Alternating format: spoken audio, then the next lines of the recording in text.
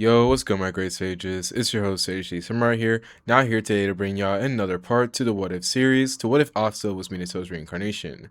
I really hope y'all do enjoy, so with that being said, let's get started.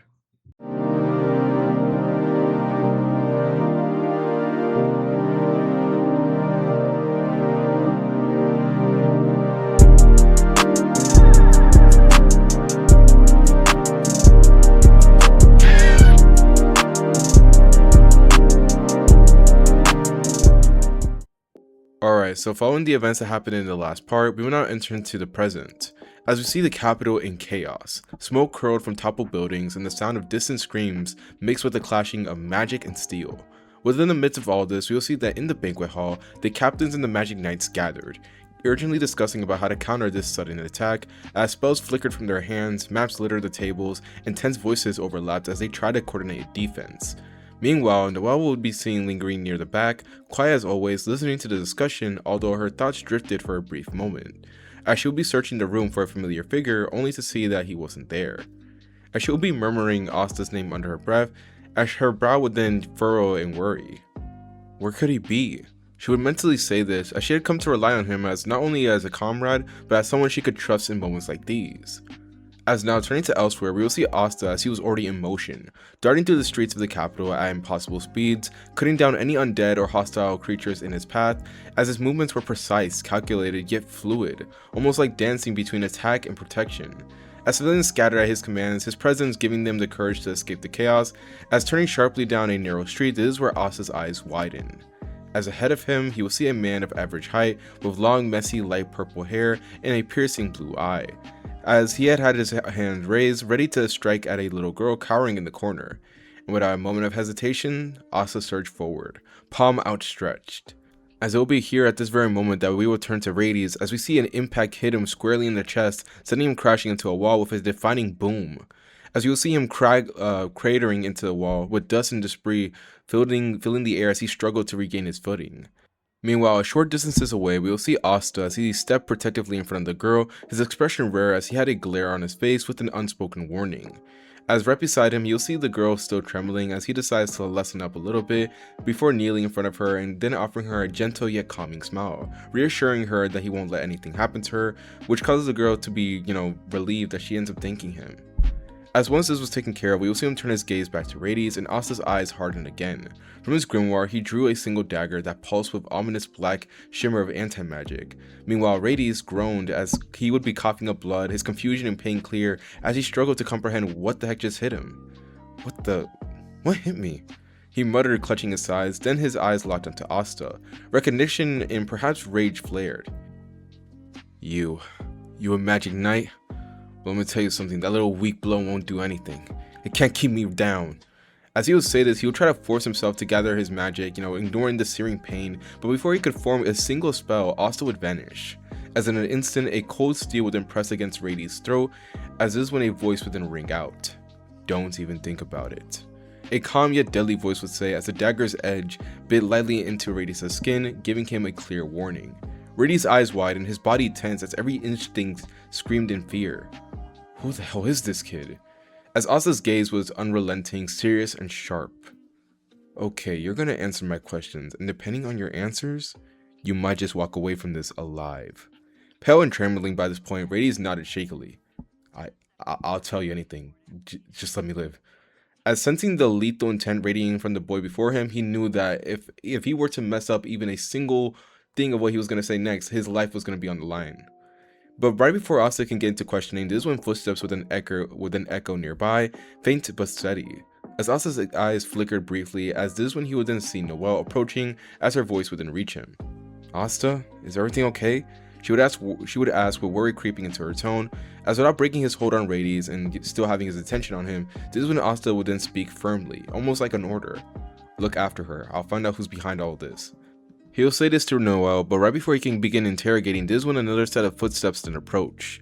As this causes him to temporarily take his gaze off of Radius, as he then turns his gaze to see none other than Leopold stepping into view, smiling with a weird, comforting look that caused Asta to raise a skeptical eyebrow. Who's that? As mind you, Asta has not met Leopold yet in this timeline. But before Asta can really dwell on this thought, this is when Liebe's voice would then thunder into his mind. Pay attention, you idiot! As before Leopold, Noel, and even Radius could even react, a dark portal then tore open beneath Asta, as in a blink of an eye he would then be swallowed into it, falling into the unknown. As the last thing he would hear would be Noel's screams piercing through the chaos, as the winds carried her voice as the portal closed, leaving only the echo of fear, confusion, and the sudden yet heavy absence of the gray-haired boy who had been their anchor in the chaos. Meanwhile, the battle in the capital continued to rage on, as is where for a moment time itself seemed to pause, as we would now do a change of scenes. The sensation of falling hit Asta all at once, as one moment he had been standing in the ruined streets of the capital, then the world twisted, and more precisely the space folding in on itself as he was violently spat out of the portal. He slammed into solid ground, rolling several times before finally skidding to a stop, as dust and rocks scattered around him as he pushed himself up with a grunt. "Where the hell am I?" he muttered. As he quickly took a look at his surroundings, he would see the air was cold and stale, heavy with a scent of damp stone, jagged rock walls surrounding him on all sides, illuminating faintly but natural openings deeper into a cave. The ceiling stretched high above, uneven and cracked, with faint motes of light drifting down from somewhere unseen. This wasn't anywhere in the capital, not even close. But before he could take another step, this is when every single one of his instincts that he possessed screamed at him. As Asta would twist his body on pure reflex, throwing himself to the side as a spear of blinding light tore through the space where his head had just been. The weapon imbued itself into the stone behind him with a sharp crack, melting the rock in contact. As Asta skidded to a knee, breathing hard as sweat formed instantly on his brow. I barely dodged that. He realized this mentally as his heart was now pounding as just a fraction of a second slower he could have been dead. But this is when a calm yet almost amusing voice would then echo through the cave. "Well now, I didn't expect you to avoid that." Asta snapped his head up as he would then turn towards the sound of the voice, and when he does, he'll see floating several feet above the ground was a man who seemed to be radiating light itself. His presence illuminating the cave far more than the natural glow ever could. He was tall and slender with long white hair that flowed weightless behind him, his gold eyes gleaming with curiosity and something far more dangerous beneath it. And that's when Asta knew the moment he locked eyes with him, every single one of his senses had went on red alert. His muscles tensed, his breathing slow, his body screamed one clear message: danger. "Asta, get out of there now! This guy is bad news!" Liebe would roar inside his mind, panic and urgency bleeding through their bond, as Asta didn't argue. He turned on his heel and bolted, chakra surging through his body as he pushed himself to his absolute maximum speed, as the tunnel ahead was narrow but clear. If he could just reach it, he might be able to escape. But for a split second, as he thought he might make it, that's when the world would then slow. Asta's eyes widen as he sees a flash of light toward past him, effortlessly outpacing him as if he were just standing still, as his mind struggled to process what he was seeing. How? The flash stopped directly in front of him as the man reappeared, hovering casually in his path, blocking the exit entirely. Asta skidded to a halt, boots scraping against stone as he stared up at him. The man wore a faint smile, soft and almost friendly, but it carried an unmistakable malice beneath it. "You're fast," the man said lightly, tilting his head. "But not fast enough." Pain exploded through Asta's left shoulder as time snapped back into place all at once. Asta let out a sharp hiss as he staggered backwards, clutching his shoulder as smoke curled from the burns. His cloak singed and torn as his teeth clenched as he looked up, eyes locking onto the weapon in the man's hand, which was a light spear, perfectly formed, radiating lethal energy. But when did he even make that? Asta would think this while breathing unevenly, but before he could react any further, a sharp pressure stabbed him behind his eyes. "Damn it! Not now!" he hissed under his breath as his vision blurred. Suddenly, image flooded his mind as he'll see himself, or what he thinks is himself, but at the same time it was not. As he sees hands that were not his own, yet were like he could still see them from the person's POV, as they were working carefully over an ornate seal, etched into some sort of weapon. The design was unlike anything he had ever seen before, as it was complex, layered, and precise, the lines overlapping in ways that made his mind ache just looking at them. The seal pulsed faintly, responding to something deeper, something fundamental, as he realized with a jolt that he wasn't seeing like himself. He was watching from someone else's perspective. As before Asta can get a chance to really find out exactly what was going on or who was this, the vision would then vanish as abruptly as it came, leaving Asta gasping slightly as his head throbbed as he tried to make sense of what happened. What was that? He muttered mentally, but this is when Li Bei's voice would then scream at him. Asta, move now! He would scream at Asta mentally, while Asta's eyes then snapped back, as he would then see the man literally descending from above him with another light spirit that was already flying towards him, tearing through the air with terrifying speeds. Die, the man said calmly, his tone disturbingly gentle, as Asta's body refused to respond, as he was currently right now too slow. He was literally hurt right now. He was still having that throbbing headache. It was too overwhelming, like his senses were overstimulated. So all he could do was stare at the spirit that was closing the distance, and then suddenly it would stop. The spear froze midair, encased in a shimmering yet translucent bubble. Time itself seemed to hold its breath as Asta's eyes widened in disbelief. The man of light stared as well, genuine surprise lurking across his face, as a powerful yet composed voice echoed through the cave. Whew, looks like I made it just in time. Asta turned towards the voice, his breath catching up to him, as there standing would be the calm and composed as ever, Julius Novachrono, the Wizard King. As he smiled warmly at Asta, his presence instantly dispelling some suffocating pressure in the cave, as he apologizes to Asta, saying that he should have arrived sooner. But then his expression then shifted. It was still calm, but the sharp and yet authority-like tone would be there, as he turned his gaze towards the man of light. I'm afraid you'll have to come with me. He would say this in a kind of friendly tone, but you could hear the undertone within it. And for the first time, the man's smile changed. It wasn't mocking now, it was respectful. So this is the Wizard King, he said, gold eyes shining. It's truly an honor to finally meet you, and to have a chance to face you in battle. Julius hearing this chuckled lightly. I'm flattered, but I'm afraid this ends here. This won't be a battle. The two eyes locked onto each other as the air trembled. Yet, before anyone could get a chance to move, in a blinding flash of light, the man would then vanish, narrowly slipping free of the time magic as Julius' spell closed in on him, or more precisely where he had been. The cave fell silent once more as the oppressive tension evaporated in an instant. He's fast, faster than anticipated. Julius would mutter this as he would have a rare frown on his face, while Asta stood there frozen, staring at the space where the man had disappeared, as he hadn't been able to track either of them, not even close. Damn it, I'm still very far away from their level. But before the weight of the realization could crush him, this is when Julius then turned back towards him, his gentle smile returning. Again, I'm sorry for being late, but I think it's about time we head home, don't you think? He would say this, trying to shift the tone of the whole situation, but Asta just nodded silently. As Julius placed a hand on Asta's uninjured shoulder, as in an instant, time would then fold before they would then vanish. As the cave would be left empty, save for the scorched stone, as the lingering echo of the battle that had taken place would still remain. As from here, we will now do a time skip as well as a change of scenes.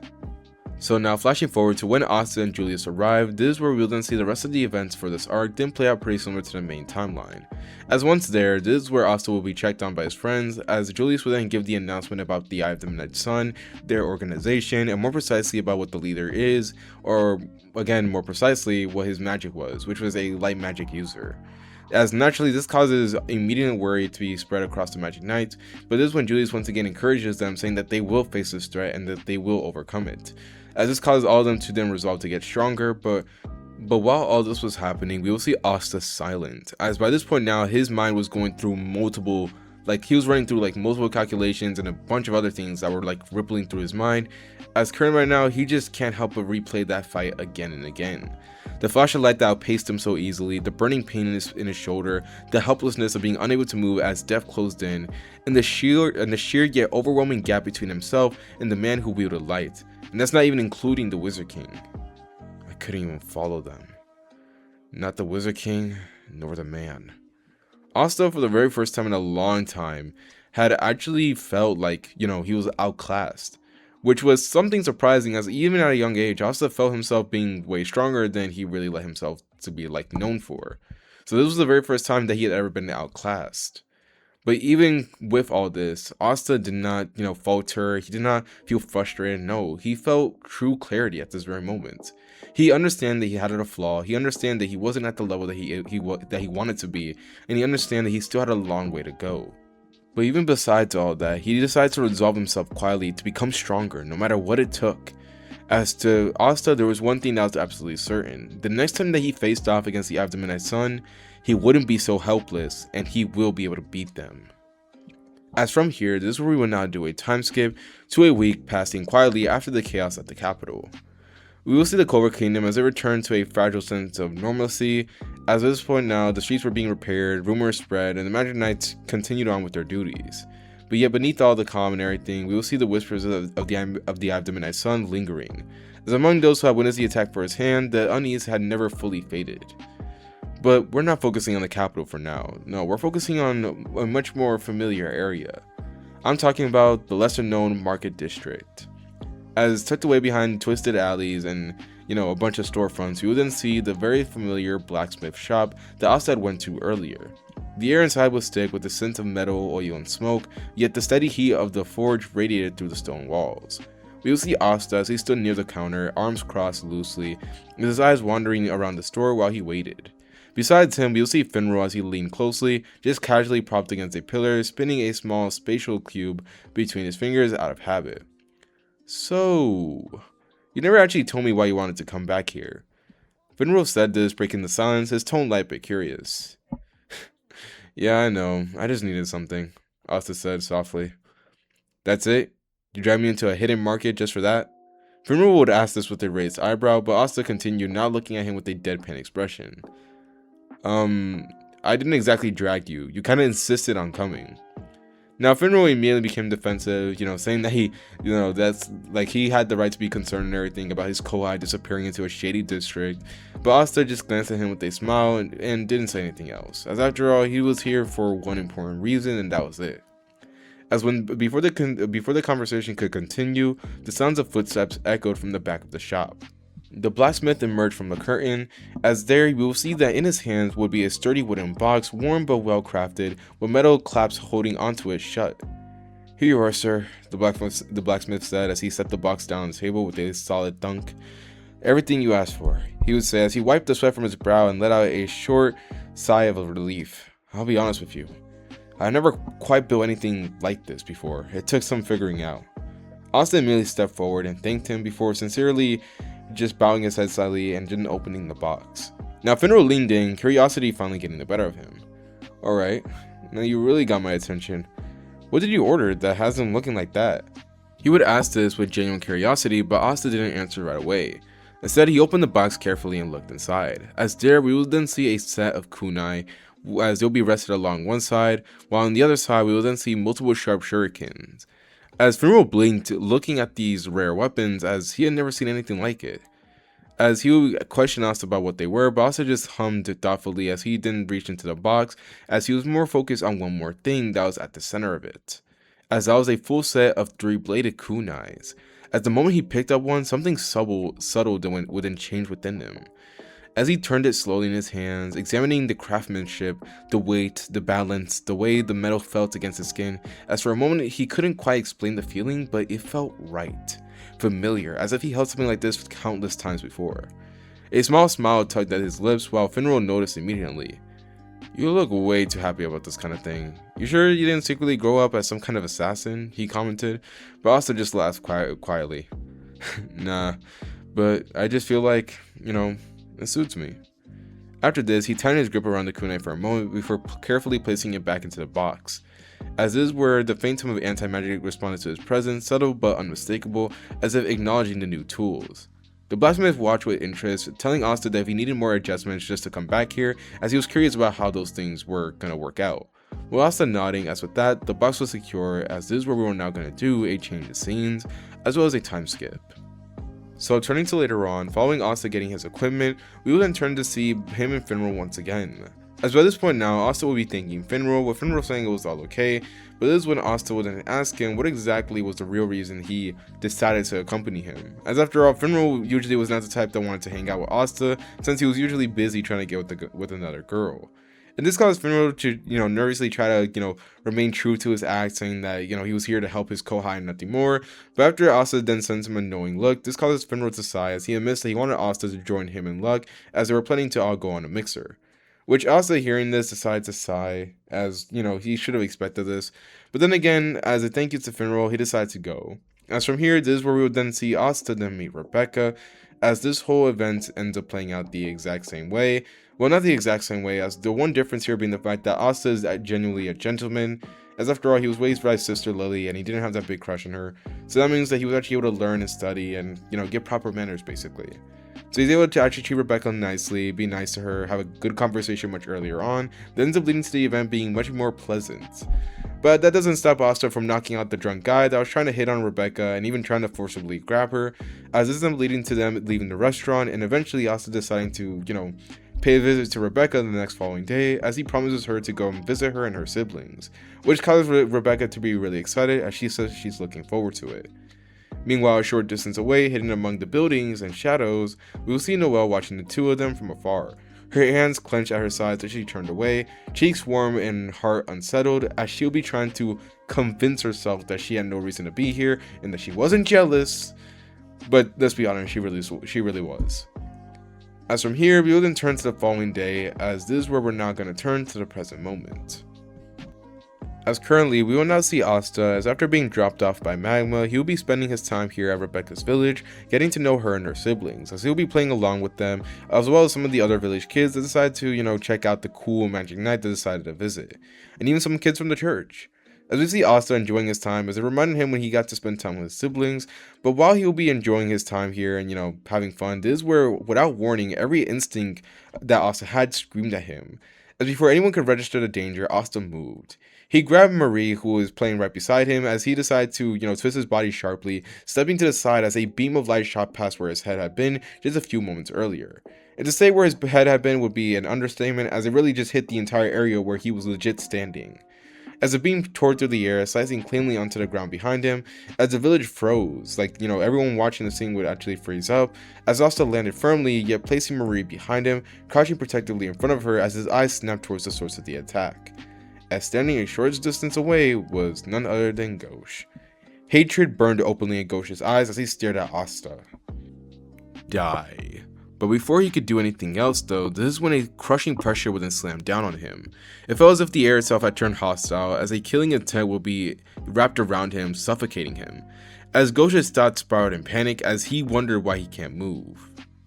Gauche, I'm going to give you to the count of 10 to explain why you just tried to attack me and this child. Asta would say this, his eyes were sharp and focused as he stared coldly at Gauche, who struggled to lift his head as he would stare at Asta, and he would only flinch when he sees his eyes, as he could tell that there would be no hesitation compared to what Asta was going to do next.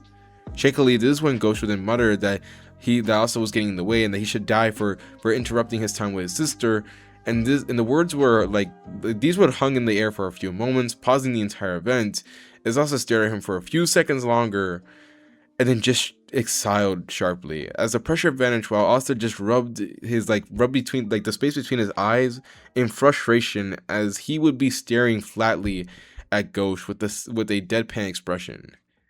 Are you an idiot? Asta muttered. He looked back down at Gauche. Let me ask you something, okay? I need you to explain this. What do you think would have happened if by some accountability I did not dodge and I instead let myself get hit by the attack, alright? Mind you, your sister was right next to me.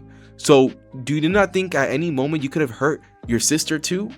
Gauche froze for a moment as he didn't think about this, but then literally his body then stiffened, as in a comical fashion, we will see him then turn into literal stone as he crumbles, his eyes widen, mouth hanging open as the realization hit him like a brick. I didn't think about that. He would say this mentally, as a mental image alone made his face drain of color. Unbelievable. Asta sighed again, pinching the bridge of his nose. As turning away from Gauche, Asta would then walk back towards Rebecca, apologizing to her, only for Rebecca to say that it was alright, asking if Asta wanted to eat, and also his friend or companion, with Asta just saying, a friend from the squad, but that was about it. As after a brief time skip as well as a change of scenes, we will see the day slowly melting, as from here we will see events continue to remain pretty similar to the main timeline. Asta will spend his time with Rebecca and her siblings, all the way to the point where it will be nightfall, as this is where Asta then decides to spend the night at Rebecca's place. And for a brief moment, everything was going pretty calm. But unfortunately for Asta, his senses never rest. As by the time night has fully settled and most of the village have been preparing for sleep, Asta quietly excused himself.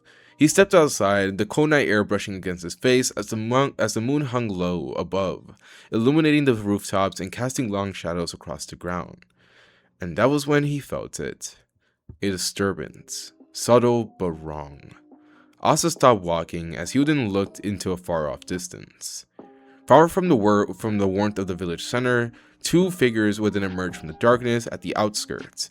One walked confidently, posture straight and arrogant, while the other followed a step behind, his movements oddly eager. This would be Nij and Baro. Baro let out a low chuckle, folding his arms as he surveyed the village. "Go on," he said in a snobby yet commanding voice. "Do it." Nij smiled softly, his eyes glinting in the moonlight. "I'm really looking forward to meet my new friends." He replied cheerfully as he raised his hands into the air, mana beginning to gather as the temperature around them dropped ever so slightly, as faint snowflakes began to form in the air. But before the spell could be completed, this is when cold steel would then press against both of their throats. "Don't move." The voice was calm, flat, yet dangerous, as Nij and Baro froze instantly. Their eyes widened as they slowly shifted their gaze upwards, and when they did, they couldn't believe what was happening. As somehow, some ways, standing right behind him would be Asta, but he'll be having a cold, stone, serious expression, as he'll be holding both of his kunais directly to their necks. As neither of them had sensed his approach or even knew of his presence until they locked eyes with him. When did he? Baro's thoughts would be in panic as he tried to calm himself down, while Nij just swallowed hard, a bead of sweat trailing down his cheek, as he had felt nothing, no presence, no sound, nothing. I'm going to ask this once. Who are you? Asta said this quietly, but the anti-magic kunai resting just close enough to them reminded them how little room for error they had, as the night air seemed to hold its breath while Nij and Baro paled visibly, their earlier confidence evaporating under Asta's unwavering stare, as neither dared to answer immediately, the weight of his pressure making it clear that any wrong move, any hesitation, could be their end. As the tension thickened, heavy and suffocating as the village slept on behind them, unaware of how close danger had crept. As from here, this is where we now end part 4 to What If Asta was Minato's reincarnation.